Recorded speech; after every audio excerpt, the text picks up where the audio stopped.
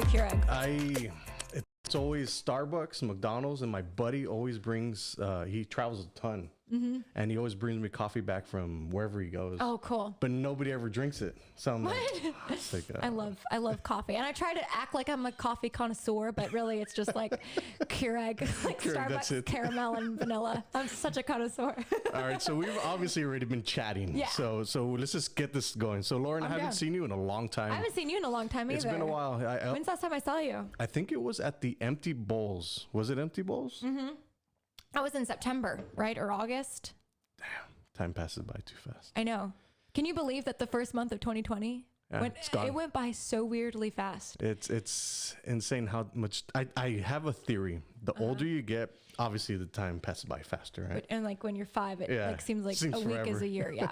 Yeah, my daughter's like, I want to grow up. I was like, chill out, man. Oh no. Like, you have my time. sister for the longest time, like I remember when I was like 18, 19 and she was like 15 or 16 and I would drive around and I had my license and like she thought that was the coolest thing and she's like, I can't wait to be 18. Well, now she's almost 20 and I was like, see, it's fun to be in your 20s, but it's just you enter a whole new chapter. It's not like your teens. And I would tell her, enjoy your teen years because it's going to go by really fast. And yeah, there's sections of life is like from 13 to 15 and then 16 to like 19 and then 20 to, actually 21 because that's when you start drinking and it opens up a whole different thing. Whole new world. So 21 to 25 and then 25 to like 29 and then 29 to whatever. Yeah. And I just stopped counting after that. Yeah. Like, and then it just doesn't. It just doesn't matter. Like birthdays are not special after 21. Like you're like I'm coming to that. I don't like to make a big deal about my birthday. Like, oh, my birthday's coming up. You know, those people online that are like, my birthday. And I'm like, after 21, it's just not cool anymore. It doesn't matter.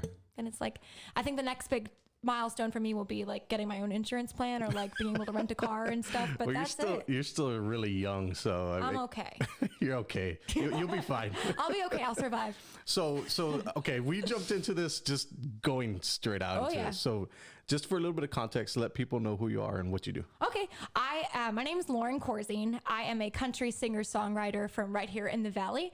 I have been performing since I was 18, so it's been a good 6 years now. And I've been in the music industry for 6 years and have really grown and really started my musical career here in the Valley, which I think it's very special to me being from here. I've seen you since you started. Yeah. It's an amazing growth. You saw me. You were one of the first people that booked me, actually. Really? Yeah. When I was when I was first starting to actively book and I was leaving school just to book, you were the one of your band trend. First band. Cool. You were one of the first calls. It's very interesting to see the people that you touch or the people that you, I guess, develop a relationship over time and you don't really know like what happens in the back end of it. Yeah. So you touch obviously a lot of people and you just don't know it ever. Oh, I hope so. I mean, that's really why I got into what I got into is because I like to perform. I like to tell stories. I like to sing. I like leading a band. I like doing all this stuff, but I really do want to touch people at the end of and it's getting, that feeling is growing more as I get older. Right. And I think the need and the want, the desire I have to write songs that mean something and then have a legacy to leave behind that's going to mean something, that exists now more than it ever has. So yeah, I find it very interesting because I've seen your growth, obviously. Even your demeanor on stage has completely changed. The last time I saw you, you're very mature. Yeah. Yeah, I think like I just remember being 18 and being like, you're not sure because I wasn't. I knew I wanted to do it, but are people going to like me? How am I coming across? Like, do I look fat? Do I look like, am I wearing too much makeup? And you're always thinking about those things. And then you get to a point where like, man, I just love doing this so much. And then after you've met so many people and you've really connected, and I think that really just goes away. That fear, it's completely gone now. I don't even think about it. When did that shift happen? I would say like 2 years ago. Okay. What was it? I think you just hit a point where you don't really, and I can't say that I'm completely over it, like not caring what people think, but I just started traveling more and going more places and exposing myself to more artists that are like where I'm at. And when I found people that were, at my they're at my level and they're growing artists, independent, they're doing the same thing I'm doing. It's like, I have people to relate to. I'm not the only one going through this, and I'm, all my work is being put on, like public platforms, and I do that to myself. Yeah. And so knowing that I'm doing it to myself and then finding other people that are doing the same job as me really helps, I feel like musicians, that's one of the hardest roads to travel because you're okay. Social media, and then you're in front of people live. So it's like you have to deal with the people online, and then you have to deal with the people offline, and then that public relation. It's a very exhaustive job. It can be. I think there's more good than bad, but when there's a bad day, like like let's say you post a picture and someone's like, "Oh, I can see your armpit stains," and that'll like ruin your day. But then you're like, then someone will write a really nice comment and say like, "Oh, I heard your song on the radio here in Lampasas, and it was so great." That will make your day, and that makes everything better. So I try to remember that. But there are days where I see comments and I'm like, really? Yeah. Really? Do you like you get defensive, but you can't, because I think when you choose, especially like with what we do, and you put yourself out online, you can't really say like, that's not fair. You're not supposed to say that, but you put yourself out there like that. So yeah, that's true. I don't know. I feel it's very easy for a girl to grow on social media versus a guy. You think so? Oh yeah, definitely. Especially a pretty girl. Oh. So it's very difficult for a guy like me to talk about digital marketing. What? Digital marketing is boring. No, I need digital marketing. So digital marketing for the average person is very boring. It's a very boring thing. And I feel like no, it's not. I think it's so exciting. It's exciting. well, you're probably one of the exception, like one of the 1%. Well, I mean, I work in social media. Yeah, you work in social media. So social media is such a huge thing, especially in your industry, because you have to be in front of a lot of people all the time. So you're obviously your demographic, I would assume it skews to a younger demographic. Depends on what platform you're looking at. Like my Spotify's all male pretty much, which surprised me too when I looked at the demographics, and then Instagram is pretty even. I haven't looked at my Facebook ones. I don't know how to do that. You probably do. Yeah, there's the business stuff. I haven't done that. I mainly just go on like make a post, make an event. It's very interesting because I find like, are you on TikTok?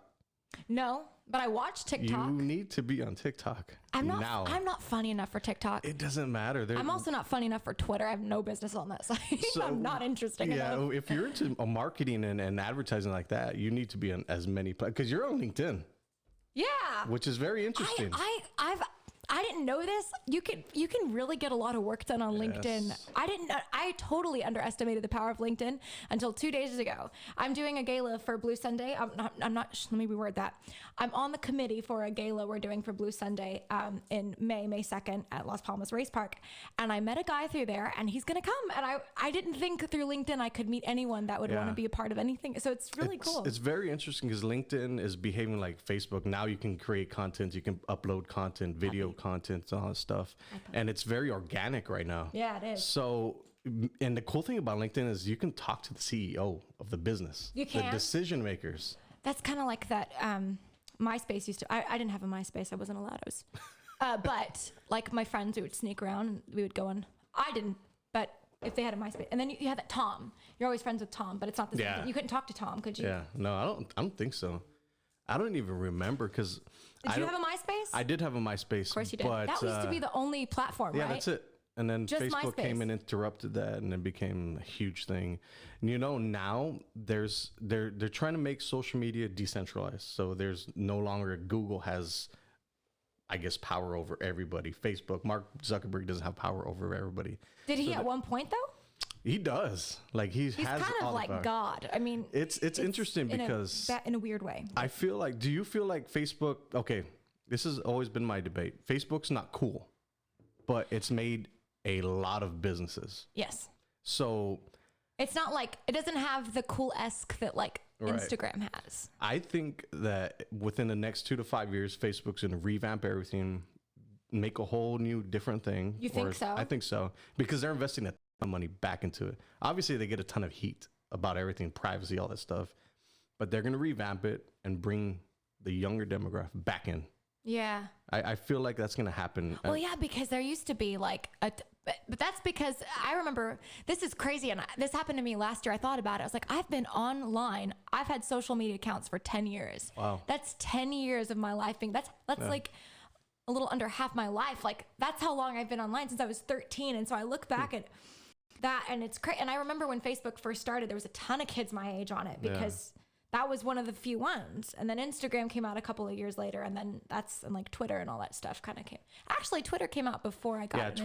Twitter was been around for a long time. I started getting back into it because when I travel for conferences, that's how you meet a ton of people, is your hashtags, and you're in that city. Yeah. It's pretty cool because Twitter's very Wild West, so you can get away with Yes, you can. whatever you want. Can. And Instagram, you can too. Yeah. But now Facebook they've really, really gone.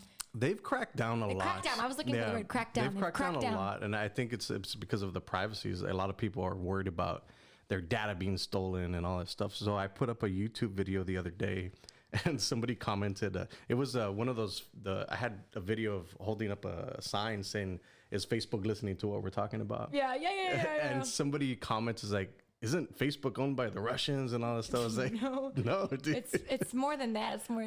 It's a very interesting world we live in because anybody can comment. The internet has literally shrunk the world. Yes. Do you think that's a good thing or a bad thing? Some days I think it's good, and some days I think it's bad. Like when you're trying to grow a business, it's good, right? When you're like trying to get more people to listen to your music, it's great. But then for other people that aren't trying to grow a business, I don't know how they feel about it. Yeah, it's weird because I'm always putting out business stuff. So I feel like all my friends are like, gotta listen to this guy again. Aw, I'm sure they love it. If they're really your friends, they'll I think my real friends just can't stand it. Really? My other friends that I meet every now and then are like, oh, this guy's cool. Oh.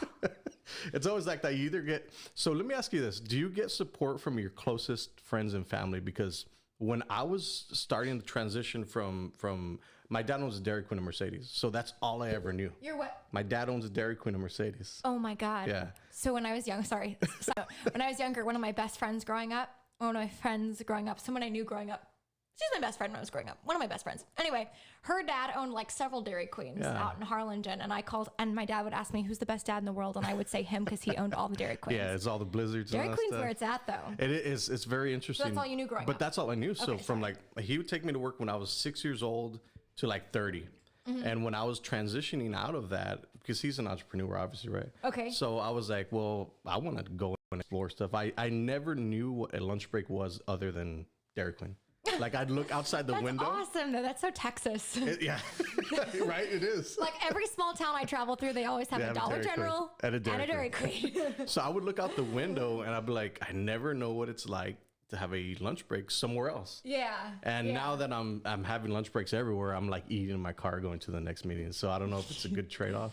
But that was the thing. Is like when I was in the transition of that, I didn't get any support because I was like, I was gonna get the Dairy Queen one day, right? Yeah. And I was getting trained to like take over the Dairy Queen. Okay. But that's not really what I wanted. Right. So I was like, well, I'm transitioning to this, and everybody was like, well, why are you gonna leave a sure thing? Yeah. So it was kind of like weird. Like, did you ever have to deal with something like that where you're like, no, I'm going to go and do this? No, I haven't. And I'm really thankful. My parents have always really supported everything I wanted to do, you know, but I would say that what led up to that and really what helped, like, it was always good, but like what really strengthened my parents and my relationship was the fact that I was homeschooled and I was constantly with them. So we couldn't escape each other. And so they had to see all parts of you. I couldn't really hide anything from them. So they knew everything about me. And I've always been very open. I'm a pretty open person, but I always, I feel my heart goes out to people that their parents and their family and their loved ones don't support them.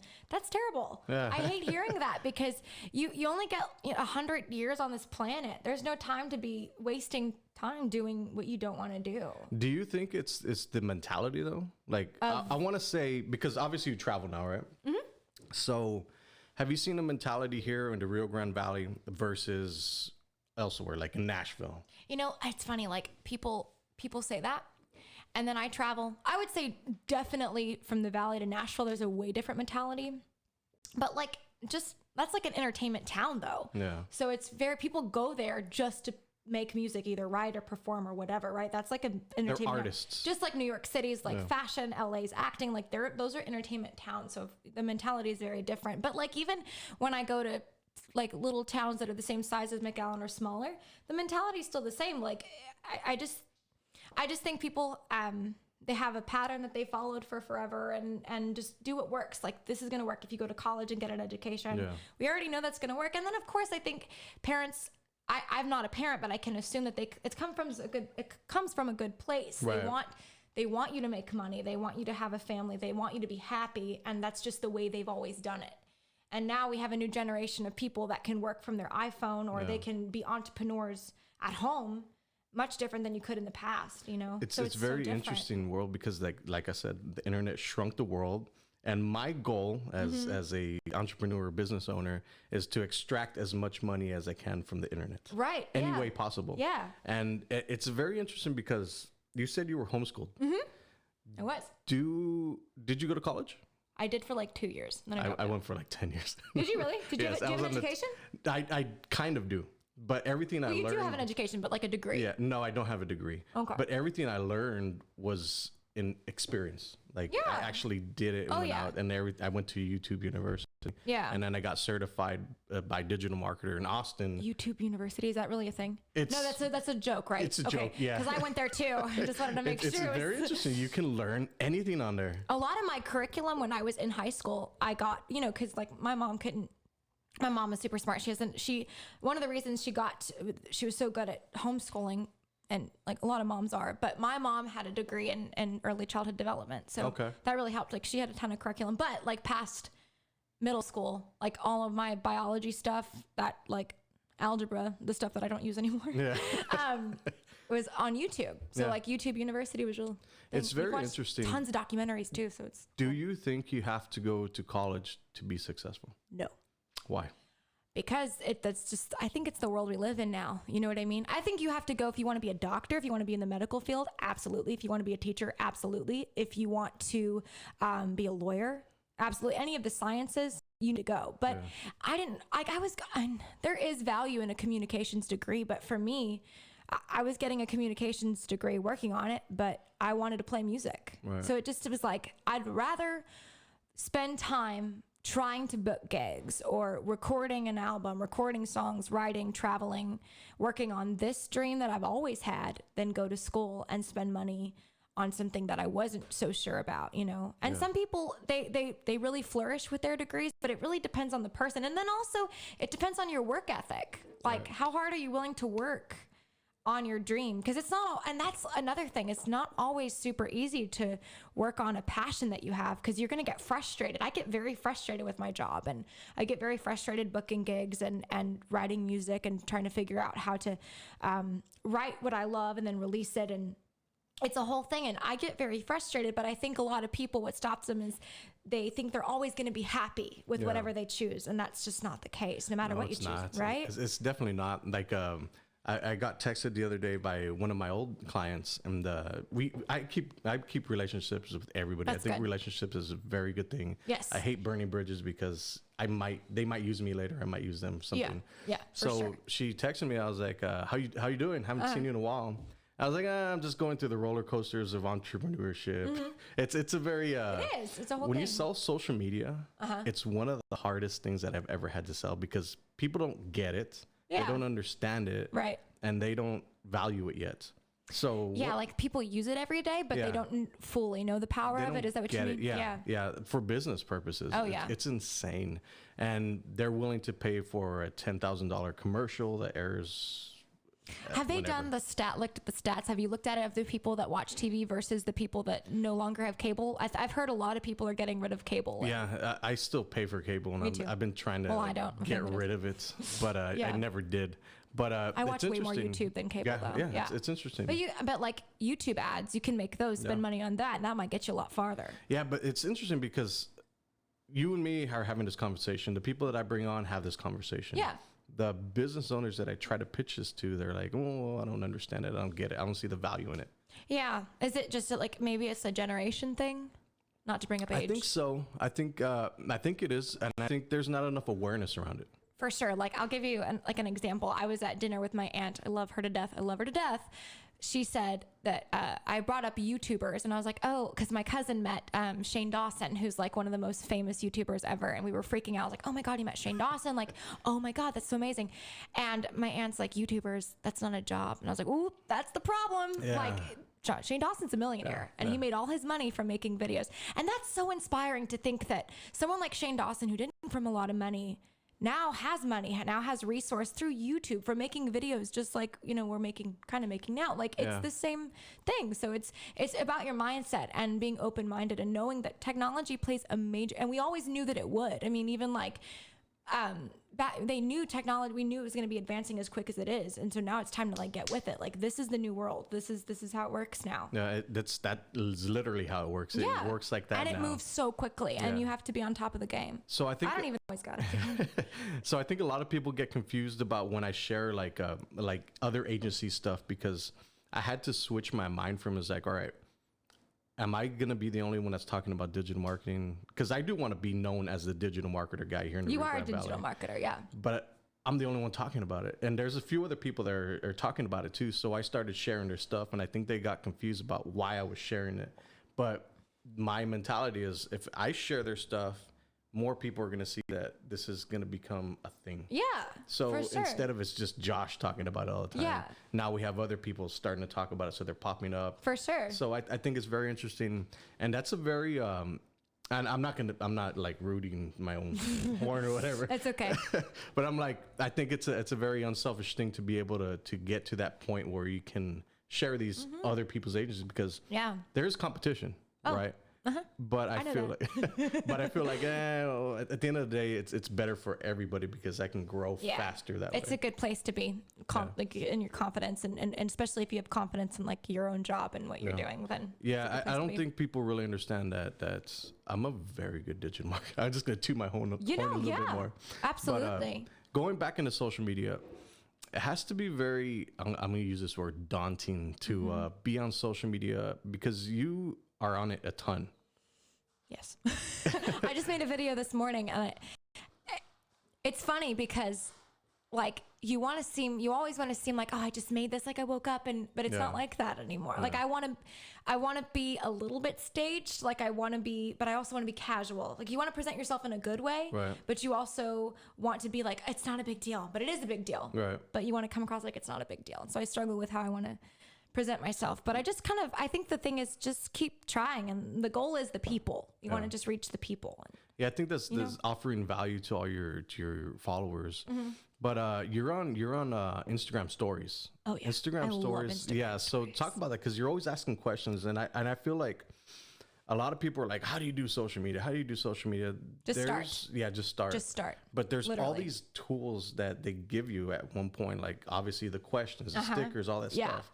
I mean, talk about that, because I think you're doing it right. And how many questions do you get? Because I get about 60. Nice. I don't post all of them. Yeah, I can imagine. Need to post all of them. Yeah. This one guy, I didn't understand this concept of like a foot fetish, but I didn't understand. So this guy was messaging me, and he was like, can I get pictures of your feet? And I was like, why? That's so weird. Like, and I was like, no, just Venmo me first. I was joking. And then everyone's like, would you seriously send someone a picture of your feet? And I was like, no, I didn't get it. Yeah. Now I get it. So now I've learned to, and I think always my fear is, if I don't respond, then they won't like me anymore. So I would try to respond to everything, but you don't need to respond to all those messages. But I think if you don't respond, it gives it more of a mysterious thing. Like, all right, I'm too busy. Like, because I feel from your point, and me, I'll try to answer as many as I can. Right. But from your point, you're an artist, so you're trying to grow one by one by one, because I feel that's how you have to do it. Yes. Yeah. You have to win over people one by one. But at some point, you have to be like, all right, well, there's gonna be a point where I'm too big or too busy to respond. I'm waiting. I'm not there yet. I got to a point where I can respond to most people, and I try to, because I really think I'll get to a point where I won't be able to. Yeah. And then these are the people that got me where I'm at, so I kind of feel obligated. Yeah. And I want to. I really do want to connect with them, because if they weren't following me and asking me questions, and I wouldn't be able to get. And it's the truth. Like, even people don't think it's a big deal, but it is. Your Instagram followers that's the reason I've gotten a lot of the opportunities I've gotten. They look at my Instagram, they're like, oh, you got like 4,500 followers. Perfect. We'll book you. Yeah. And you don't think that's going to happen. So it matters to me to build a relationship with my followers, and I want them to get to know me. I want them to feel like they're looking into my life. Yeah.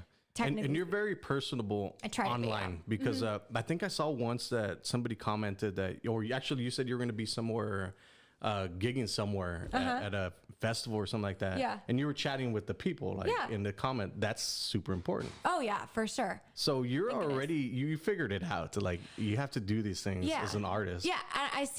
I wish I can't, but I see a lot of artists that they're very lazy with their social media, and it really irritates me. It really irritates me when I see like an artist and they post something and there's fans or their followers writing underneath and they don't respond. I'm like, are you kidding me? It costs you nothing. It's not going to take long. And here's the thing. Nobody's that busy where they can't respond to a comment. Yeah. You're not that busy. So I get it. Like an artist like maybe Taylor Swift obviously can't go to her phone. An artist, there's lots of artists that are really busy. But when you're at my level and you're like indie and you're just getting your feet wet, you're just starting out, and I have a lot of peers like this, and a lot of people I know, it's like you can respond to people. You're not Mick Jagger yet. So don't act like you're so busy that you can't. I think a lot of people want to be there. They want to be at that point where I'm so busy and so popular that I can't even respond to the peons, the peasants. It's not a good place to be mentally, because people will eventually get sick of that, and people see through it. They will. You have a very mature thought process, because you've been doing this for a long time, in right? 10 years. 10 years. But you understand that you're not there yet. Yeah. So for sure, you're in it for the long game. Oh yeah. And that was a really big part of my growth, is making that decision. Like, when I was younger, it was always like, I want to be famous. I want to be on the cover of Rolling Stone and win all the Grammys and the CMAs and the Oscars. And I just want to go in and be famous. And then when I started working, like in my late teens and my early 20s, I really fell in love with the job. And I was like, I can do this the rest of my life. And so once you make that decision, I want to be a musician the rest of my life. And I just want to do this work. And no matter what happens, I'm not quitting. That was a really big part of my growth, because then I become more comfortable with myself. So what is the one thing that you see local bands doing wrong when it comes to social media? Not responding to people, and then not taking it seriously, or not posting enough. Yeah. And I think you have to get out of that mindset of, man, I'm always staring at my phone. I seem like social media obsessed, like I'm obsessed with attention. But that's how you grow. That's how you grow. So you have to post at least once a day. Let people know that you have to prove that you're doing stuff. That's just the new age we live in. So if I'm recording, we're taking pictures. If I'm at a show, my job is to get 5 pictures of little things, come up with a skit, or make it fun for people to come back to your content, because this is how you grow. Record companies, like all these, if bands want to get signed by record companies or a booking agent or management or whoever, they're looking at your social media, because everybody uses social media every day, and the average person checks their phone like 16 times a day. Yeah, it's insane. So to think that it's not important and treat it like it's minuscule and it's just like not big work for you, you're wrong. Yeah, no, I completely agree. Going back to what we were talking about, is I think what happens a lot is obviously you're a single artist, right? Yes. So it's different when you have like 4 or 5 guys or females and guys in the band. I can't imagine. I'll go back to this about sexism. I'll talk about this. Okay. Now we're going to talk about sexism. So going back to what we were talking about, I think what happens locally is a lot of bands are like, well, there's one guy that's the leader of the band, right? Yeah. And the other guys are part of the band. So like the leader of the band is like, why am I going to be posting all the time when these other dudes are here and they can do this stuff too? I can't imagine. I think that's what it is. Is there? I've never been in that situation before. You're lucky. But I've never really talked to people about, and I should. I never really talked about it with anybody about that kind of thing, where there's a band and there's like obligations and who's the alpha and then who's the like all these betas and whatever. Well, it's interesting with Tren when we were starting, is I love these guys to death. Of course, so and you've been with them for forever. Yeah, they're like your brothers. So when we were starting out and we started growing and getting bigger and bigger, I was actually a lead singer in a cover band. Okay. So then I moved behind the drums because I just didn't want to deal with being in front of people. So I moved back. Jack of all trades. Yeah. So Greg was also a lead singer. Okay. Jesse was a lead singer. But what we did worked out. It worked very well together. Yeah. But then at some point, the ego started to come in for the guys. And I've always been like, just chill. Like, I'm whatever. I follow whatever. Right? Yeah. So I'm not a debate guy. I don't jump into these things. But when I started seeing that, I was like, I started distancing myself away from the band, because I felt it's very detrimental to the band, being that we're so young. Yeah. Like, it didn't make sense. Yeah. Like, why are you going to be like ego?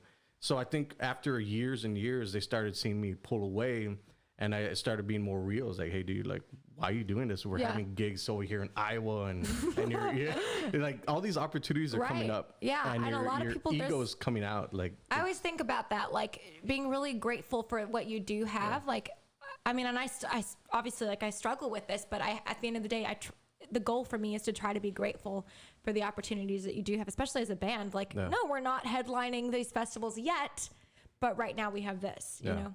But now going back to the ego thing. Yeah, it's I think ego is a great killer of bands, because we could have done some amazing things. These guys are probably some of the most talented people that I've ever met. Right. Let me close this door. Getting her vacuum. Who's vacuuming? It could be a he. We got a...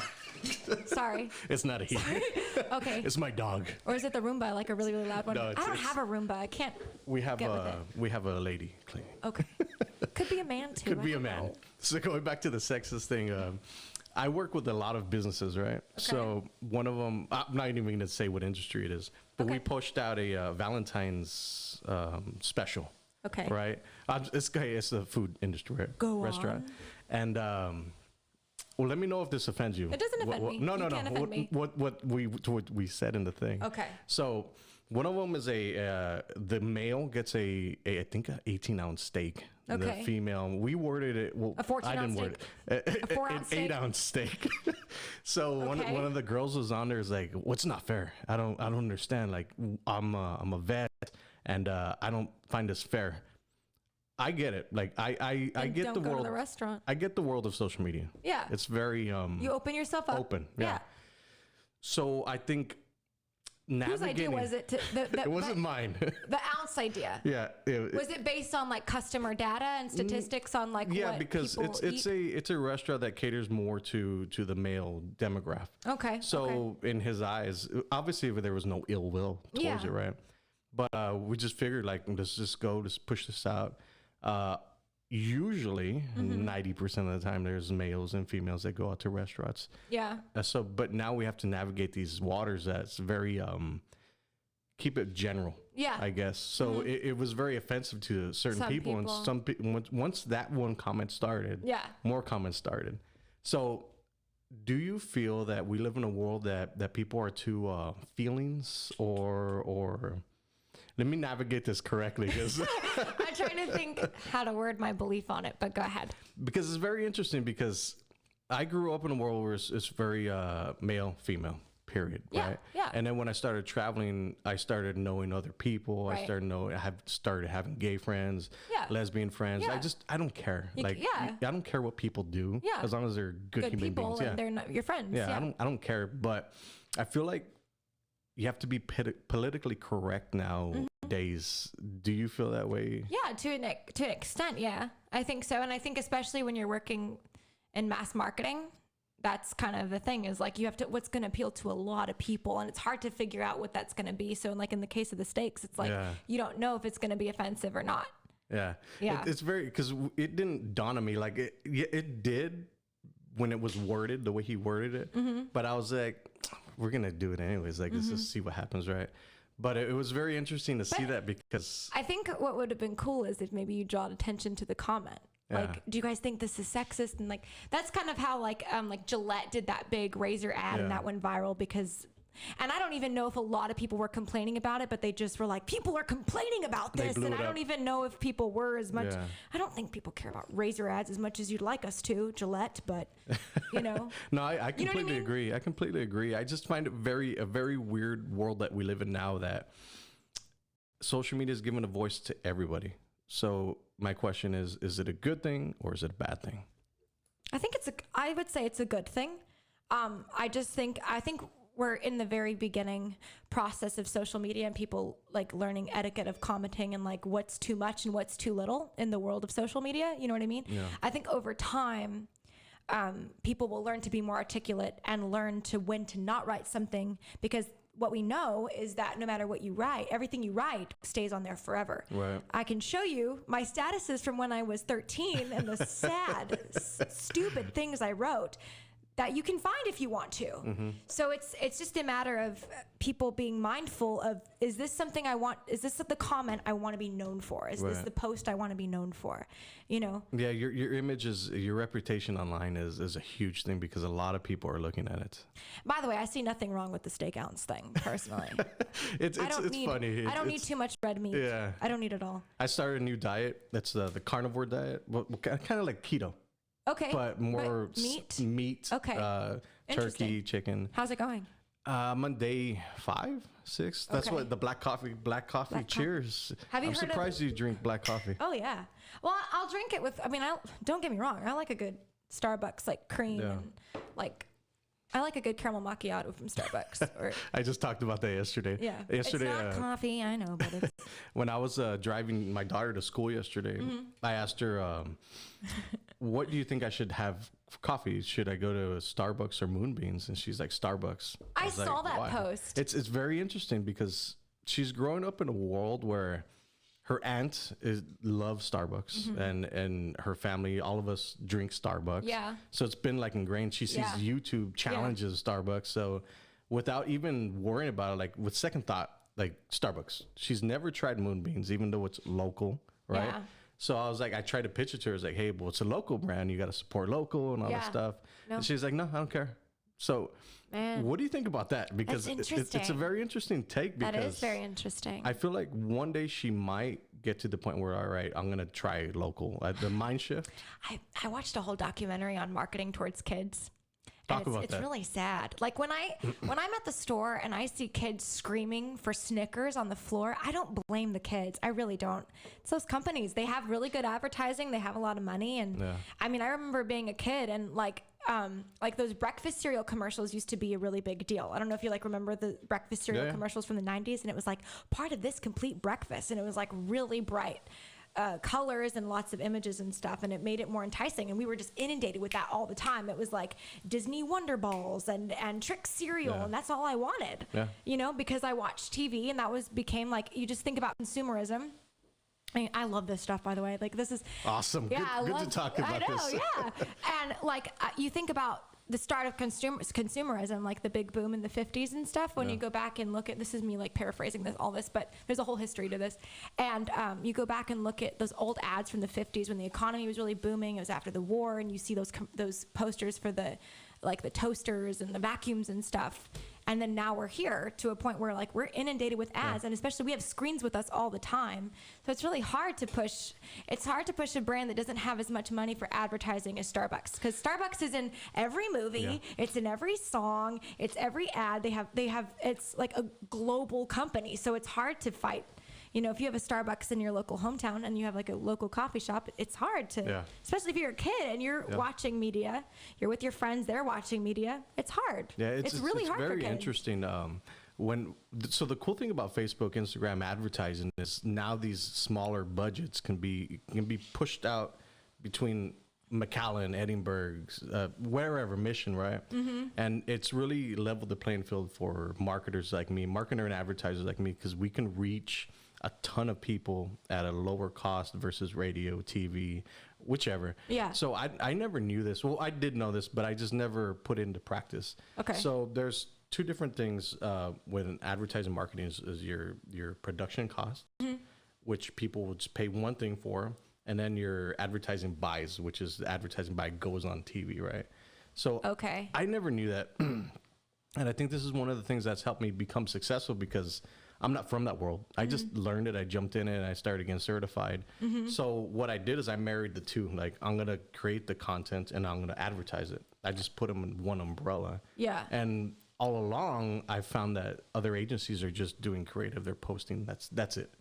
So there's a huge gap between what I do and what they do. So they're just marketing. They're Yeah. pushing content out. But you're a content creator. Content creator, and I'm advertising it. Right. out, And both creating are very important. It's very Yeah. important, and I think that's a huge thing. Is that I've seen a lot of agencies come up and they die out real fast, because I believe that's the advertising part. They don't understand the advertising part is because the advertising is what pulls in the customers. Yeah. I mean, Facebook dropped engagement for business like 3 years ago. I don't know if you know that with Cambridge Analytica. I tried to push, I had a music video that did not, I put it on Facebook. I don't think it, and I never want to blame my, the platform. I think you always, as a creator, you go back to what you created, but I didn't think the video went out as far as I wanted it to go. Yeah. And I pushed it. I mean, I paid a Yeah. good chunk of money to get it put, and I was like, that thing went nowhere.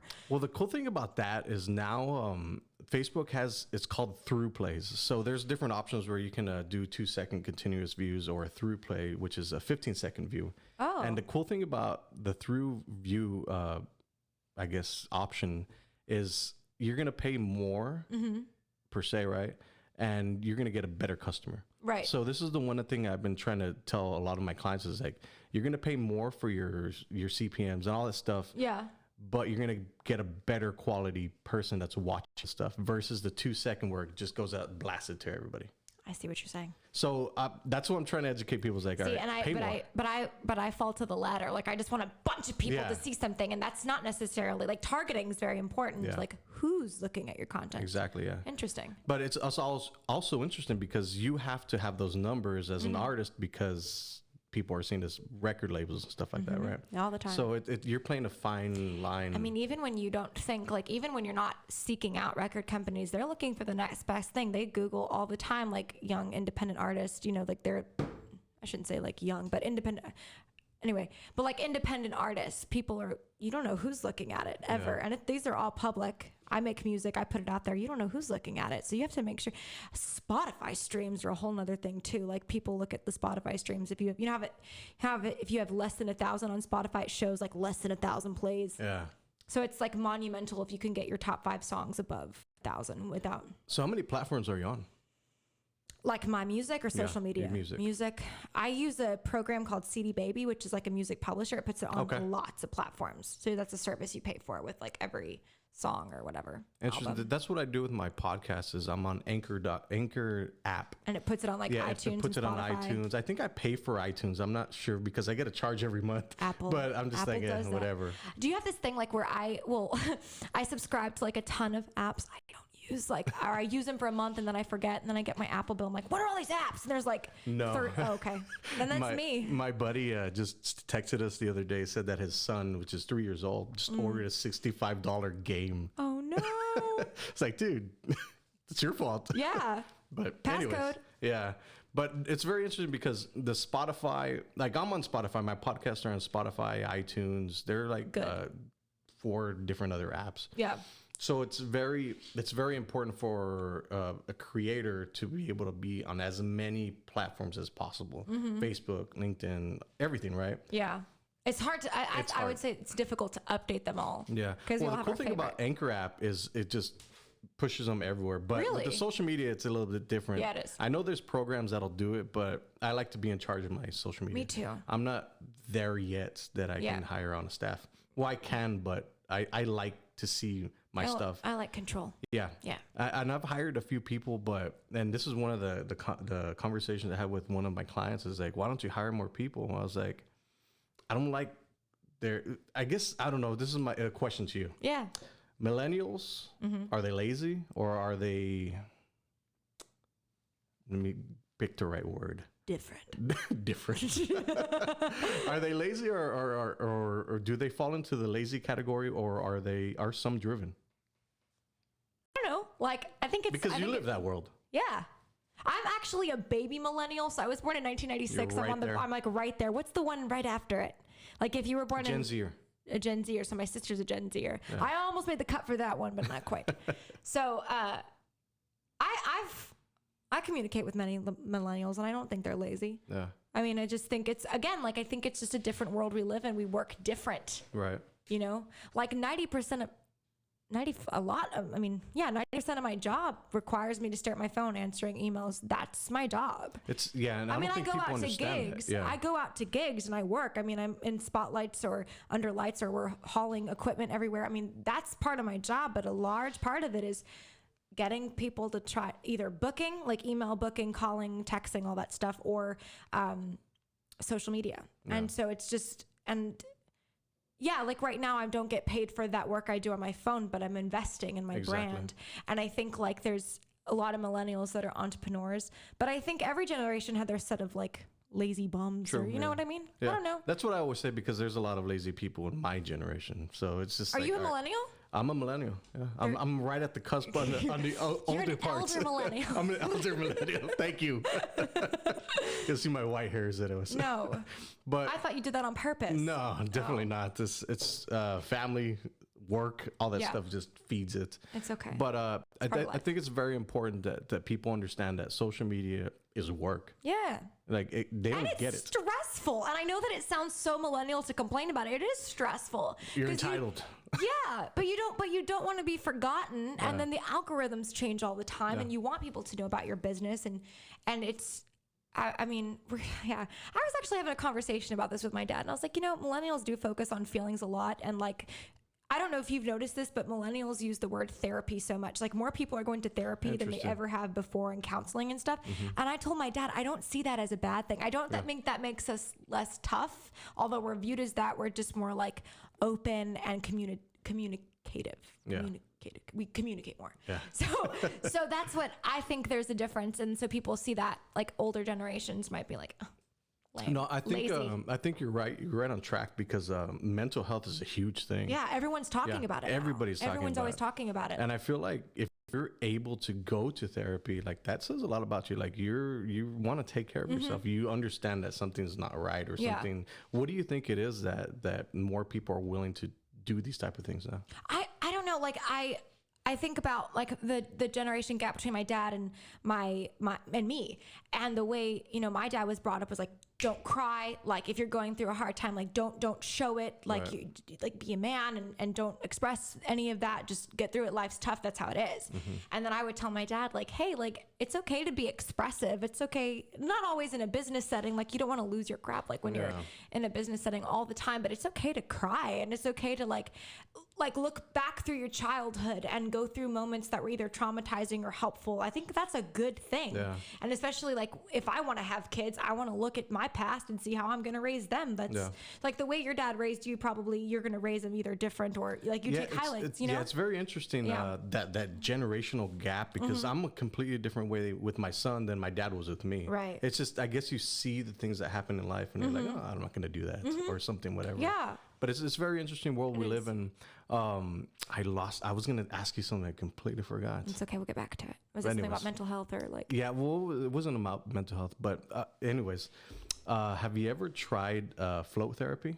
No. What is that? So Joe Rogan actually talks about this quite a bit. Okay. So it's a tub, or it can be like a unit that has a. Oh, it turns off your senses, right, or something like yeah, that. sensory deprivation. Yes. So I you know have what I'm heard him talking talk about that. Yeah. I So haven't heard it called flow therapy, but I'm sure he's used it. it's. He does the they carnivore had diet one. too. Yeah, that's where I got it from. Like when I went to go see Gary He's an Vaynerchuk icon. in. You saw him? I saw him. Did you meet him? Yeah, I met him. You in did? El Did you Paso. post about it? It was on my Instagram stories. So Man. I'll tell you the story. It's kind he of cool? disappointing. Oh, it was disappointing? Yes. So I was going up to no. El Paso last week, right? I left on Tuesday. I drove up and it was snowed, right? So I stayed in San Antonio. Wednesday I drove up, and have you ever driven up to El Paso? No. It sucks. It's What? horrible. Well, I've driven through New Mexico to go to Breckenridge to ski. Okay. I like it. That might have been. But I hit Lubbock. I went like further Oh, no, north, and El yeah. Paso was like more that way. I've never driven that I drove direction. that route and it sucked because Why? snow was everywhere. It was raining. Don't you It love was- snow? not to drive in it. Okay. It was because you're from the valley. I had and a rental car. No, even then I had a rental car. It was a small little rental car and 18-wheeler. So it went at one point into one lane. Yeah. Snow everywhere. Like Okay. everywhere. It was ridiculous.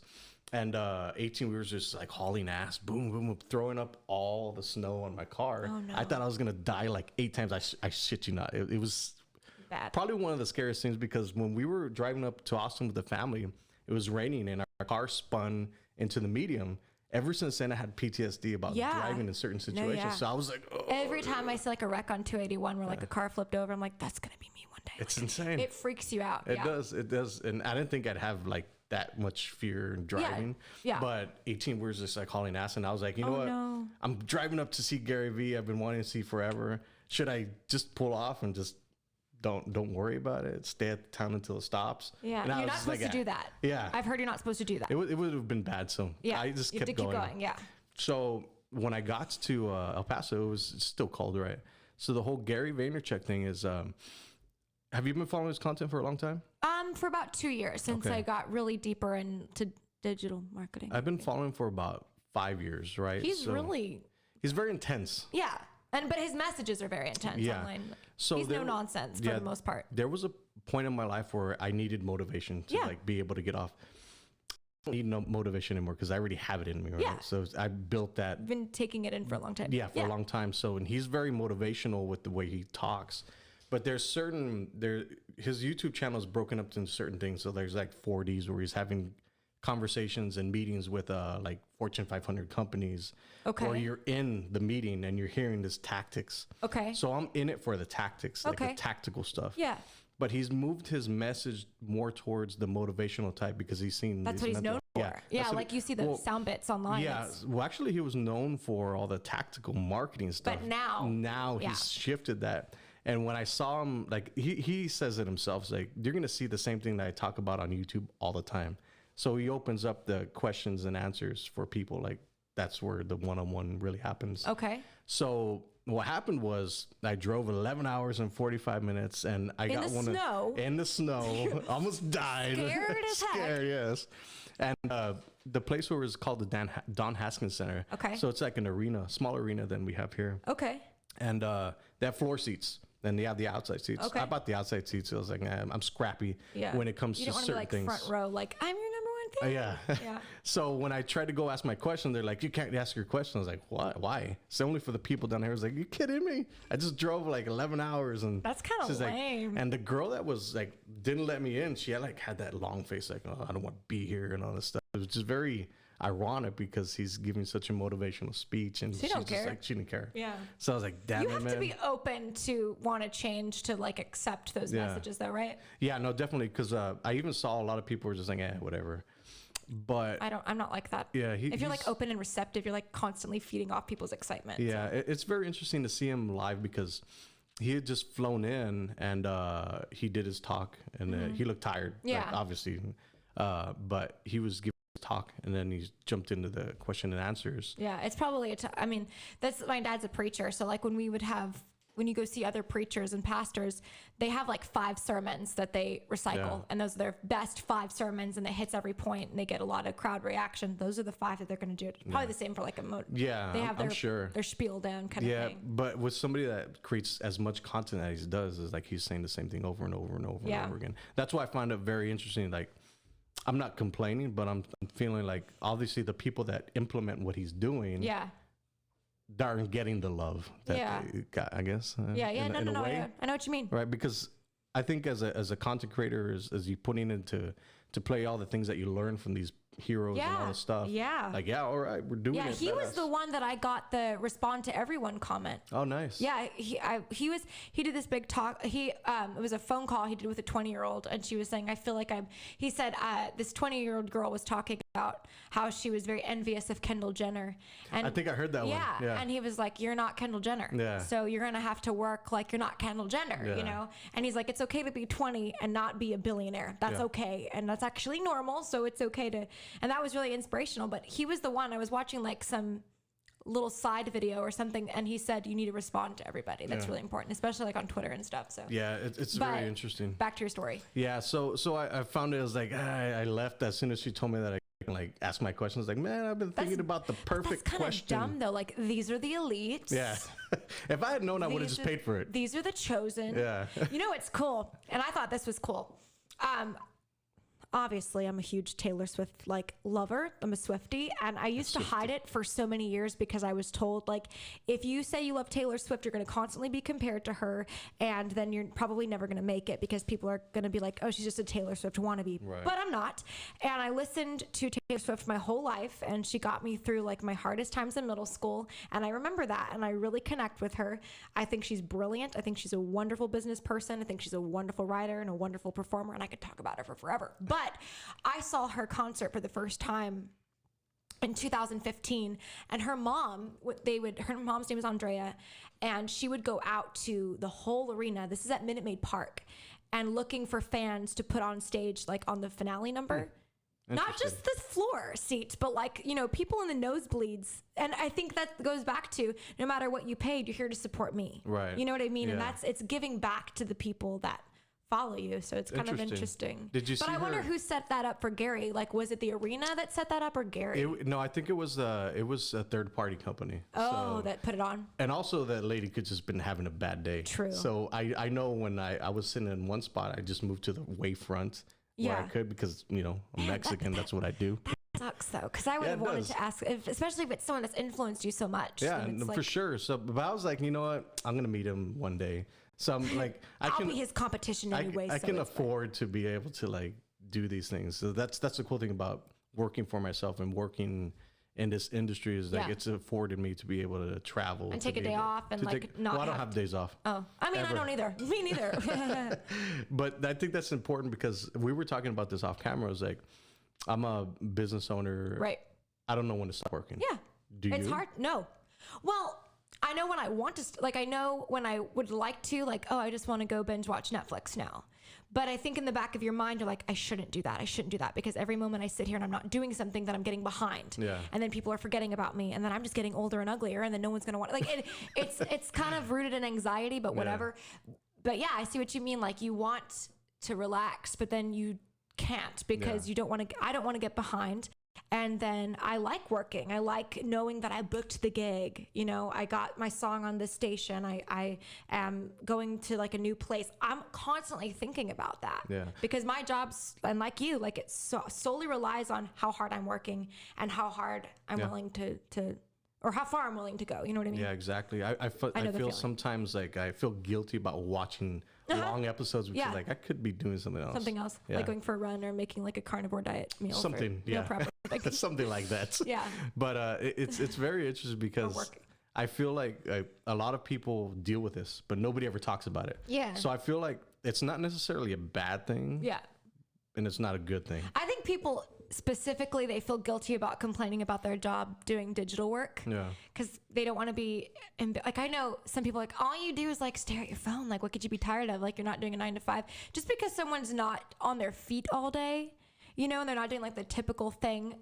There's mentally exhausting jobs. If you're constantly like going into your workday, like fighting, getting ready for the next thing. And like for me, I send emails to venues, promoters, managers, and I get told no a lot. And that's mentally exhausting. Yeah. And it's part of the game, but it's a lot of work. And so it's like, it's not like going to, you know, like just because I don't have a 9 to 5, that doesn't mean I have a stressful job but I'm addicted to it at the same time. You know what I mean? Do you feel like you could have a 9 to 5 job?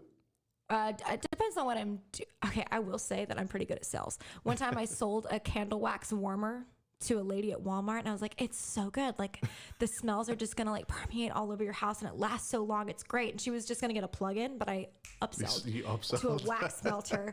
So I don't know. And I think I could be like good in retail. I like communication. I loved my communications teacher that I met at UTPA. Now UTRGV, but at the time it was UTPA. Mm-hmm. And I like talking about communication. I think it's really important in your personal and business life. So I like those things. But I still don't think I could do I don't think I could be an employee to someone. I'm not sure. But I've never been put in that position. I've always worked for myself. I mean, I did small jobs in high school, but it wasn't the same because it was still creative. Like my first job was cleaning at a music school. So it's the same. So you're around that. I'm still around it. And I've always, so I don't know. I've never really tried. I've worked for some people and it's okay. But again, back to the communication, I've always just been like into that. So what do you think is the number one skill that somebody has to have now in this internet world? I just think you have to be really persistent and not give up. Because there's going to be so many and there's a lot of days for me where I want to stop, like I want to quit doing what I'm doing because it's hard hearing no, and it's hard not knowing.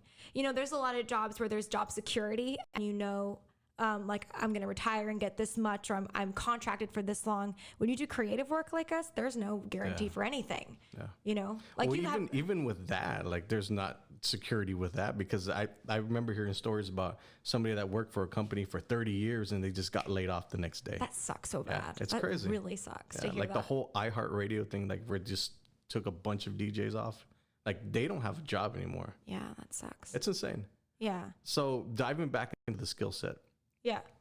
Okay, persistence is obviously one of the skill sets. Creativeness. How do you stay creative? you have to constantly be inspired. You just try to look for inspiration everywhere. And that's kind of weird too. Like if you wait, for me, this is what I've learned specifically with writing songs. If you wait for a moment to feel inspired, you're not going to write a lot of songs. You know what I mean? Yeah. So creating inspiration is important. Interesting. How do you create inspiration? You go back to the things that inspired you to start. Like for me, it was like a Taylor Swift music video, right? Or like the first time I heard Emmylou Harris' Born to Run, or the first time I heard ABBA, right? The first time I heard like Nitty Gritty Dirt Band, the first time I saw Dolly Parton. Like when I was a 13-year-old, that's what I try to go back to is like, what did that girl want to say? And what made her, that 13-year-old girl, that 13-year-old Lauren, what made her learn to play guitar and write songs and do gigs? Interesting. Those things. So to keep myself doing that, and I think about my audience too, and I think about how I don't want to disappoint them. Yeah. I don't want to stop, and I want to make better art. I want to make better music. I want to make better content. I want to be a better person for them. Yeah. Because they're the reason I do what I do. So I think really, and I know that sounds super cheesy, but it's really the truth. Yeah. Like at the end of the day, I go back to 13-year-old Lauren was reading Tiger Beat magazines, like wanting to be on stage with like Hannah Montana and the Jonas Brothers. And then I had my favorite records and stuff. Yeah. You know what I mean? So I try to go back to that. I don't think people understand it's okay to have dreams and to be able to fall and and it's okay to be unrealistic too. Because it does happen. Yeah, it does happen. And like the higher you set your goal, I mean, it's so weird that people, I hate being pessimist. I'm like, you don't know how far you can go until you push yourself, you know? What do you think it is though? I just think do you think social media has, I guess, blanketed certain people? Because for me, when I was starting, I was like, well, I've never had the problem of posting. Okay. But a lot of people do. What do you mean? Like, okay, so nobody's going to share their life. There's a huge thing where people like just go on here and start posting about your life, about what you want, right? Yeah. There's a ton of people that will not even do it. Why? Because they just don't feel comfortable. They've gained weight. So I had this cool commercial that I had a drone, right, flying. Yeah. And I was super honest on social media because I believe you have to you have to give value and you have to be people. Like that. Share your real life. Yeah, your real life, and if that's what 50 sells. Pounds, it's so be So I had a drone coming flying down. And I was lying down in a field, and I was talking about that you need to just post and get the stuff. Like for me, I could be very aware of like how I gain weight, but I'm still gonna post because I have a business to go. Like it doesn't matter at the end of the day. Like you work for the business. You work for your exactly. So touch on that because I feel like coming from a girl's perspective, y'all are more in the eye of everybody because for a guy, if he gains weight, nobody really cares. Lucky dog. But for a girl, it's like it's more mentally exhausting because you're in the light of everybody. You have to pursue this image that you have. So touch on that. Yeah, I really struggle with that all the time. I've been like when I was 18, I was 20 pounds lighter than I am now. So I remember gaining that first initial 10 pounds and thinking, crap, no one's going to like me now. I can't post anything. And I would have these anxiety attacks like, I can't post because I'm gaining weight. No one's going to like me. And you know what? I did post and a lot of people didn't notice. I mean, I'm sure if you did like a side-by-side comparison, you can see my weight fluctuation. And then I would do music videos or I would do like little movie skits or I would do photo shoots and I would lose 20 pounds and then put it back on. And then, but the thing is, I think you have to get out of your head and you have to realize, I don't think people care. Nobody thinks about you as much as you think about you. Right. And people have their own lives and their own problems. I think what is cool is when you're willing to be open with people and just talk about your day. And I mean, again, like I Photoshop my pictures, not a lot, but a little bit, you know what I mean? Because it's stuff that I put out online. So it's still stuff that I struggle with, especially as a female. So it's like this, like you posted your music video. It didn't get as many likes as like my bikini picture did. So that really messes with your mind. It's like, oh no, do I have to look like that all the time to get attention now? Right. Do you know what I mean? Yeah. So, but I get it. but so looking perfect all the time. No, you don't need to, but there's definitely pressure to, like, you just want to look like you have the perfect life all the time. And, oh, my kids behave and I eat vegan and I go for a run every morning. And I think people really want to like, no one's posting their bad days on social media. Right. Some people do, but you want to post the highlights, you know, because that's what you want to be known for. That's what social media is. Yeah. Your best life. But like, I guess my point in saying that is, even though I still struggle with it, I'm a lot better now than I was before, where I wouldn't even post anything. I didn't want to do anything. I canceled one gig because I felt fat. Interesting. And my dad was so mad at me, and he's like, that is the last time you're doing this, because like the outfit didn't fit me right. And I can't even remember what gig it was. There was one time I was getting ready to do a commercial, and I lost my mind because I felt pressure, even though it's, again, going back to people don't care. People don't think about you like the way you think that they're going to bully you. And even if someone says anything, what are they making? Yeah. Are you putting yourself out there? Like, what content are you making? What are you trying? What are you creating? Yeah, exactly. So I know I still struggle with it. I'm a lot better than I was before. But I've had my fair share of moments where I was like, I'm not going anywhere. I don't want to see anybody. I look ugly. My hair's off, or my makeup looks crusty, or whatever. But it's again, like, I struggle with it. But I'm a lot better than I used to be. What are your diva tendencies? I don't ever leave the house without my makeup on.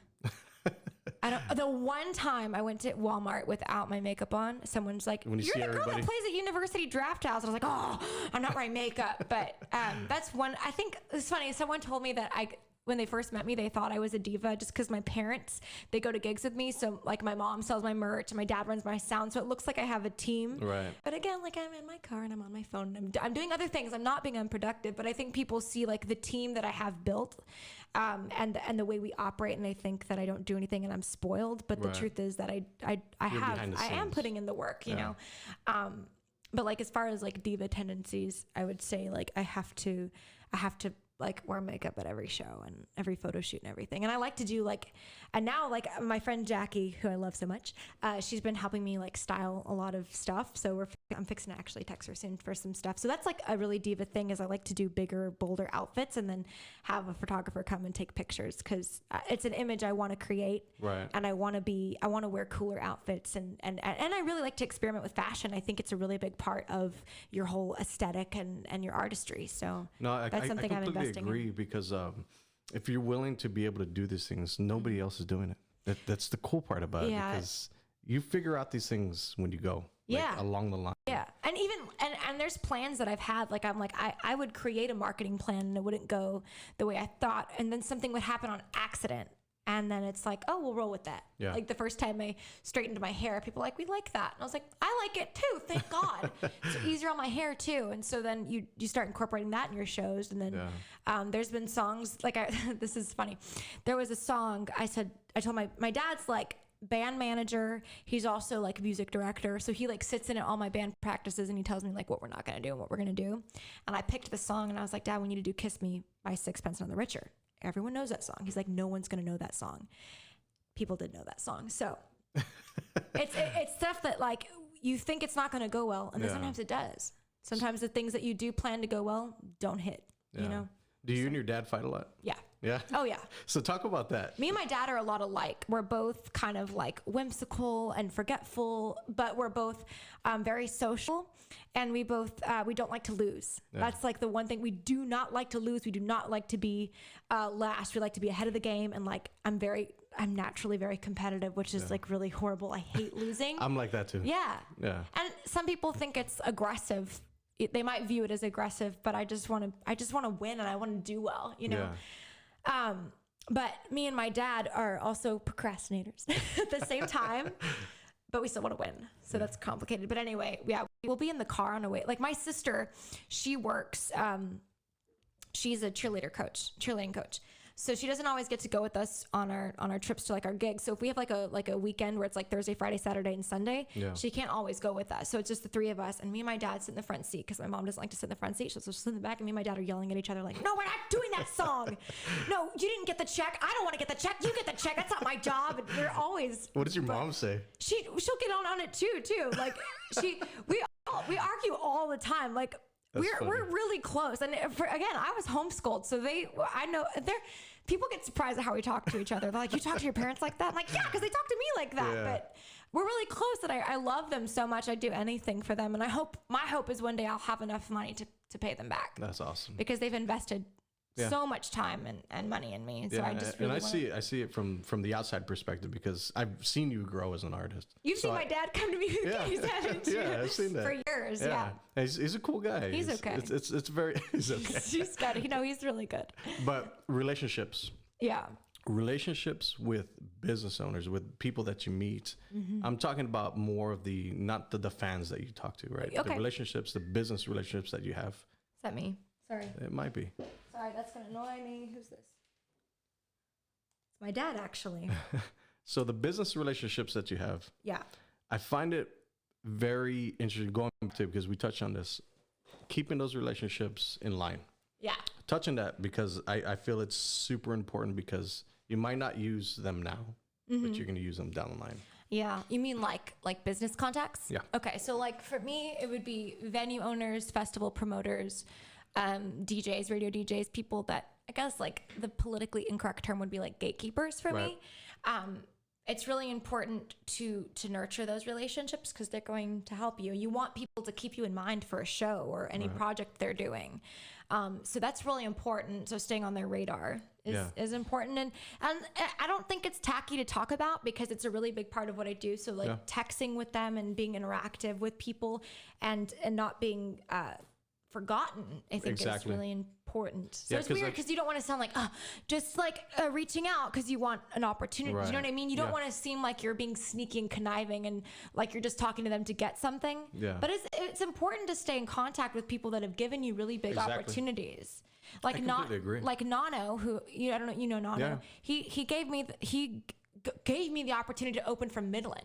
That's amazing. And then a couple months later, he gave me the opportunity to open for Billy Currington. That's awesome. So I'm very thankful for that. And I want to work for him again. He's great to work for. And it's stuff like that. Or like Roman at Las Palmas Race Park. We're holding our gala there for the second year. Yeah. And that's really exciting. And and then also like knowing that sometimes people, you have to kind of define the relationship. They're not friends. They're like business friends. I think there's two different things. Yeah, there are. Yeah. And you can't always trust everybody either. I mean, there's people that I've trusted like within the past couple months that I no longer. And I think that's my problem is I like being very personal and asking people questions and I want to be people's friend. Right. But you learn in business that really doesn't help. It will destroy everything. If you want to be everyone's friend all the time, sucks. Yeah, it's true. It's very true. The thing is you have to learn how to like nurture a relationship without getting too close. Yeah. Which is really weird, but it's weird because I do that too. It's like I walk that fine line between my clients and the relationship part because I'm very personable too. Yeah. Like when I go into meetings, meeting new clients, I used to be like buttoned up and all that stuff, but now I'm so confident in what I sell. Yeah. I don't have to like put on a suit anymore. It's like I'm giving you data analytics. This is how I talk. This is how I speak. This is what I do. And it's very interesting to see the mood change in the conversation when I'm talking to these doctors and lawyers because they're expecting a dude like, oh, I'm going to pitch you all this stuff. Yeah. I come in, it's like, this is what I've done. This is what I do. This is how I am as a person. Relatable. I'm not going to bullshit you. Like one of the conversations I had the other day with a dentist, I told him, was like, Facebook and Instagram advertising is working right now. I don't know how long it's going to work. And I might be kicking myself in the ass for saying that. But he's like, no, I admire your honesty because it's true. Yeah. Like, and the algorithms change all the time, every day. So I find it very interesting for me where I'm navigating life and business is to be able just to stay myself, be who I am, because the way I talk here is the way I talk to people. That's good. Everywhere. Yeah. All the time.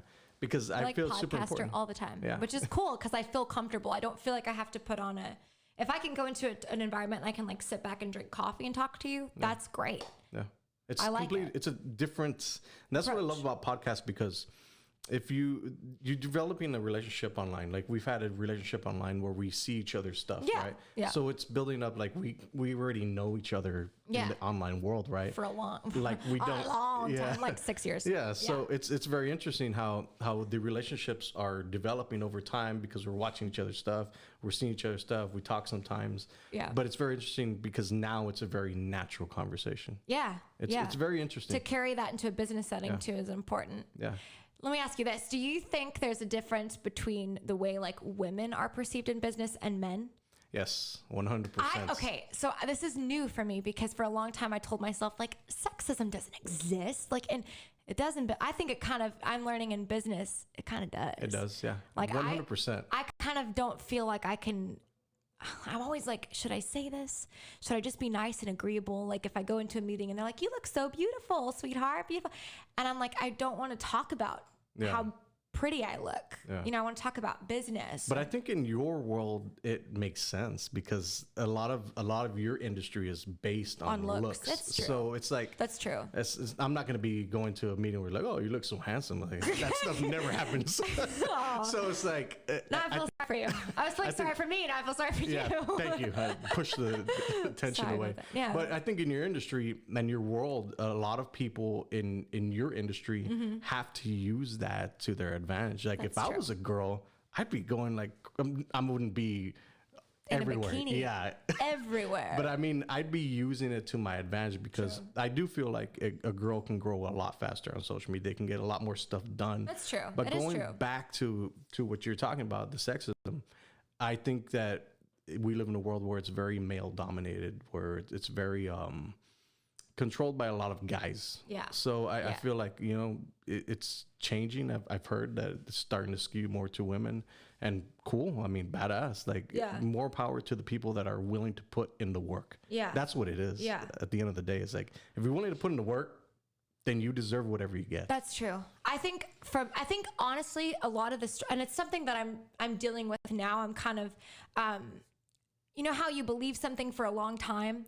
Like I told myself, I have just as much as a chance as anyone, you know, and then you realize, oh, there's like politics and money and all these things come into play as you start working. It doesn't mean that you have no chance. It just means like, these are the circumstances and blah, blah, blah. Like for a long time, I was like, everyone's the same and we all have the same opportunity. Right. And like with bringing like gender into it, I'm thinking about it now because I've had experiences that changed the way I thought. Right. Like there was this one time that I was like wanting to get on this festival lineup, and the promoter asked me out on a date, and I said no. I didn't get on the festival lineup. Interesting. So it's like, but I can't be mad, you know. But you want to be, but then I don't know how to feel about it sometimes because I'm like, is that just the way it is? And I don't know what to do with it. And then, but that's not every promoter, so I can't like label everyone like that either. So it's something that I'm like, you have to navigate that. Yeah. And then I hate writing people off. I hate thinking like all men are like this. Yeah. You know, but there is issues still. Yeah. I think. I'm learning. You're on the right. I used to not think so, but now that I've had experiences. But you're on the right track because I think if you never experienced that, then you wouldn't know. So I think it's super important that you're experiencing these things along the way as such a young artist, because when you grow more, it's like I've been in this situation before. Yeah. So it's very easy to navigate that down the line. Yeah. So we have. And then also like I don't want to come across whiny, so that I'm always thinking, am I going to come? But then I'm like, let me just tell my story. If I just tell my story and share my experience, then I think. Yeah, because you can navigate those things. Like you can turn that whole situation on another way. I have Instagram story, everyone. I'll expose Ollie. Explain. So I work with the Children's Advocacy of Hidalgo County. Good and for you're you. about to do something very important for them. Yes. For the Joining Forces Conference. You're going to be there? I'm going to be there. I don't know what to expect. Is it going to be, I know it's going to be eye-opening for me. I'm going to go both days. It's very... You went last year? I wasn't there last year. Okay. I believe I was there the year before, but it's catered to law enforcement and all these people, right, that are... CPS too? Yeah. Okay. So with the stories that they tell is very...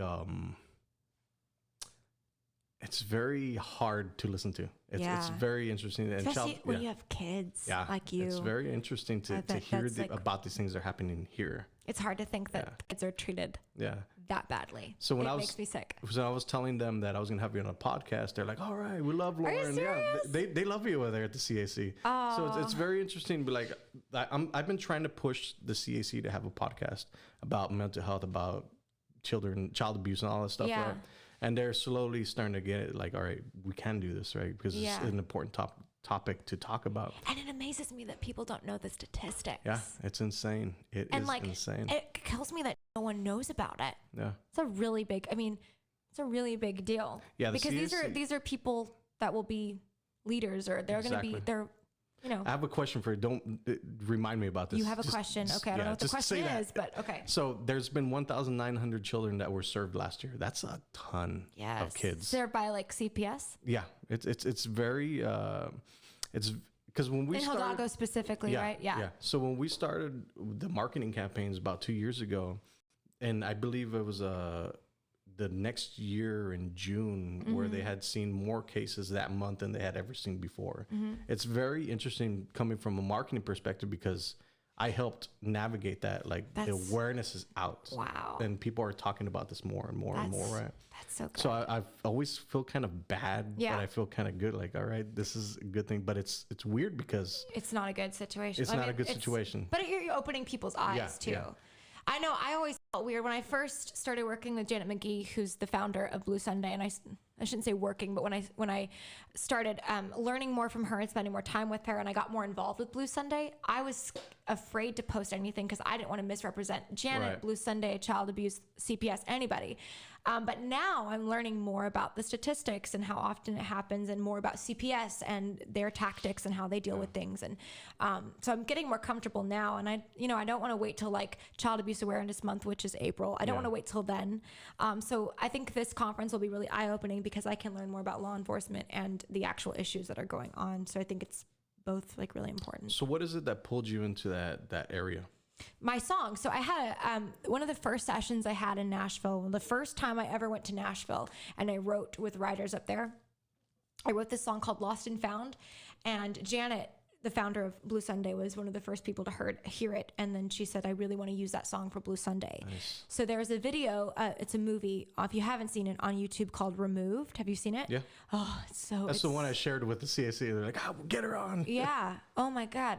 Oh yeah. Okay. Yeah. So it was that video. They took clips of that video with my song, and the director, and Janet knew the director and the producers, and they said, absolutely. And they're really cool about it because really it's about the message, and that Removed is so well done. I mean, it's not like, it's really easy to take a serious issue and then make it not well, like the low production value. It's not good. They did such a good job. The actors in it were great. That little girl was just amazing. She really conveyed the message so well. So, that music video is what got me involved with Blue Sunday. So now I like travel. I talk about Blue Sunday. I really want to support this cause. I want more people to know about child abuse and how, and not just in Hidalgo County, but all over the United States and the world. Like, look at your own backyard and the community who needs help, who's hurting. I think that's really important because children are really important. Yeah. And then, like we talked about earlier, the trauma from your childhood carries on your whole life. It does. And it takes so long to reverse it. And to think that like there's children being hurt or abused or neglected, even like some kids that, their parent, they don't have like hot water and that's what I learned. Like CPS, most of their calls are neglect, not like the classic Hollywood child abuse, like Mommy Dearest or something like that. It's neglect. It's like they're not being fed, they're not being clothed or whatever properly. So yeah, that's what got me involved. And now I'm like, this music video has been out for I think a year or 2 years, and it's just now that I'm learning more and I'm more confident in posting about it. And now we're doing the gala, which is a big fundraiser for Blue Sunday, so that's exciting. But I do want to be more involved. I do want to say more and use my platform for good causes, and maybe not just Blue Sunday, but other child abuse awareness and organizations like that. Yeah, social media has given everybody a voice, and I think the people that have this huge following are responsible, or they have to do these things. I feel like it's like what's the Spider-Man quote, with great power comes great responsibility. Yeah, and it's true. Yeah, it is true. And then knowing what to talk about. Exactly. And I see people get attacked all the time. Like, even if they're like, oh, I went vegan, or I'm using metal straws, or hey guys, like click it or ticket kind of thing, or don't drink and drive, talking about really important things and choosing, what am I going to say? Right. What am I willing to be attacked for? What can I back up? What can I articulate? And I think that's something that you have to think about, is if I'm going to be bombarded with questions about what I'm supporting, I have to be able to articulate it. And that was my thing with child abuse and child abuse awareness and foster children and CPS. I didn't know how to articulate it. I'm just now getting to that point. Yeah. So I think that's an interesting topic that you touch on, because when I joined TikTok, I was like, well, should I join TikTok? My daughter has it. She's 9 and I'm 30. You're as cool as her. Oh, I'm cooler than her. Okay. So I won't tell her you said that. I'll tell her. I'm so cooler the thing with TikTok was like, I'm a 38-year-old man. Should I go on? Like, I was having this internal 38, you look debate. a day over 32. Thank you. And I was like, should I get on because I'm an older guy, right? And the demographic. There's lots of people on there, though, right? It's very interesting. Is it like the new Vine? I miss Vine. Yeah. God, do you remember the days where, like, I don't know if you ever used Vine? I never used Vine. Vine was it for me. That is the perfect app for people like me with short attention spans. Get to the point, but they couldn't find a way to do advertising on it very well. So TikTok opened up the advertising. I already applied for it. Oh, okay. But I call TikTok the crack of the internet because it's so fast. Boom, boom, boom, boom, boom, boom. Faster than Vine? Not as fast as Vine. Because it has the 15 seconds, 60 seconds. Vine was an interesting concept, though, for creators. You had to learn how to make people like get to the fast. Fast. It was interesting. 6 seconds. Anyway, sorry. But TikTok, like vining out over here, like Vine. But going back to TikTok, I was like, should I be on this platform? I'm a digital marketer, so I have to learn these things. And one of the things that's helped me stand out between a lot of digital marketers or social media people is that I actually go into a app and learn it and how to do these things. Yeah. So for sure, that's a good. You have to do it. You have to, yeah.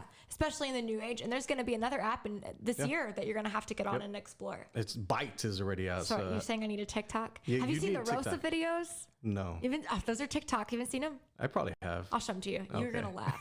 If you're from the Valley, you're going to laugh. So going back to it, I was like, I'm very aware as a father, as I work with the CAC. Yeah. I'm very aware of what I should be posting because I see a lot of people on there that are misrepresenting a cause or adults in general. Like there's a lot of stupid stuff you see there. People don't think about that. And again, like it's like what we talked about earlier. It stays on there forever. Even when you think it's deleted, there's some like CIA agent who has a whole file on you and like all the stuff you thought you deleted probably. Yeah. So what do you think about the privacy about TikTok? Because it is now a Chinese owned, I guess, app, right? So it's not American owned and TikTok is considered a national threat. I kind of feel like I gave up on worrying about my privacy 10 years ago. Yeah. Because I figured this is the new age. There's nothing I can do about it. You know what freaks me out though is if I was ever involved in like a crime case, not saying that I ever will be, but like let's say they like I died and they confiscated my phone, privacy out the window. Yeah. I mean, it's the FBI, it's the police, everyone going into your phone and knowing everything you've ever Googled, every picture you've ever taken. And the way I heard it best, the definition of privacy is the ability to control how you are perceived by others. That's really important. So whether or not like, oh, I got the truth and the dirt on them, that's not how, you know, people want to control how they're perceived by the public. Right. So as far as like using an app, I know that YouTube cracked down on their rules about kids. Yeah. I think kids, it's very important. They just did that recently. But I kind of think that's a good thing. I know creators are really frustrated, but I don't think it's okay to be like, here's my thing. You don't post your children that often, do you? No, I had to do that. I know some people do. I will not post my children online. No. And I think like you open up, like the fact that like anybody can comment on a picture of your child freaks me out. Yeah. You know, and like making money off of that. You get into muddy waters, you know? I had that conversation with Bobby Garcia. It's like the privacy, you can take pictures from online because Facebook owns it, whatever, Instagram. And your like children's pictures can be like on a Chinese bus pushing American products. Yeah. It's very interesting. It's a very interesting world that we're navigating. But are you saying like my picture could be somewhere in like China right now? Yeah, hey, like and I'm not getting paid. Yeah, you're not getting paid. Okay, that's I actually didn't know that. Yeah, you're gonna have to give me some lessons because I actually don't know a lot about this stuff. So you need to jump on TikTok. Okay, I'm gonna get on TikTok. Period. And I feel like TikTok, the reason why it's so popular right now and people can grow so fast is because there's not enough content creators on there. So when I guess like Facebook and app matures, there's too many creators on there now that are pushing out too much content, so there's not enough people on the thing to consume it. On TikTok it's opposite. There's not enough content creators, but there's a lot of people on the app, so your stuff is getting pushed right to the top of the algorithm. Interesting. I was asked to join on with this new, I won't say the name of it, I won't throw them under the bus, but it always seems like so much work. You know, I'm always like, do I have to pay to use this, like pay to play or pay? And it always turns out that like it requires so much work of me to help them grow. Yeah. And they target people like me with like a medium-sized following, like apps that are trying to grow. Like we'll use you and you have to post like 3 times a day and do all this work and I get nothing in return. It's like I don't want to grow your app.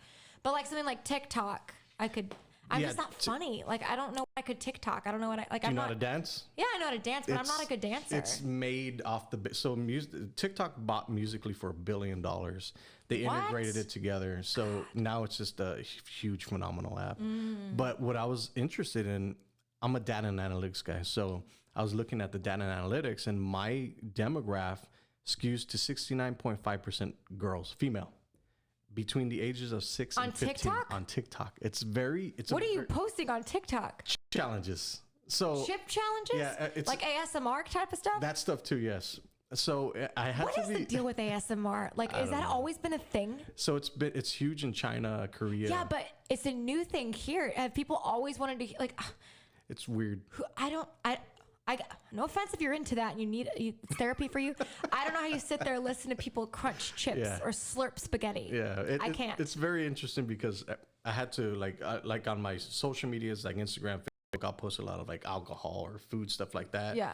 But on TikTok, I knew my demographic was really young, and I didn't want to be perceived as a dude that's like talking about beer and liquor and all that stuff, because a lot of what I do for restaurants is a lot of bars and stuff like that. So that's what I post. But you're dynamic. You got a lot of parts to you. There's a lot of stuff. So I figured, like, you know what? I don't want to be known as that dude that's on there. So Right. my daughter's on it too. Yeah. So I have to be very aware of what I'm doing. Yeah. Right. So I tried the whole inspirational thing on TikTok. Okay. Nobody cares. Yeah.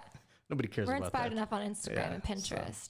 So what do you post? Like chips? Chip you said? challenge. I do. What's a chip challenge? Explain that. The Mexican hot chips. I tried it. That's nothing for you. That's not a challenge Yeah, for I you. know it's not. But the cool thing about it is TikTok is everywhere. It's so amazing when you go, like, when I go up north, and this side note, when I go up north and they're like, bring salsa, and it's like, that's like tomato sauce.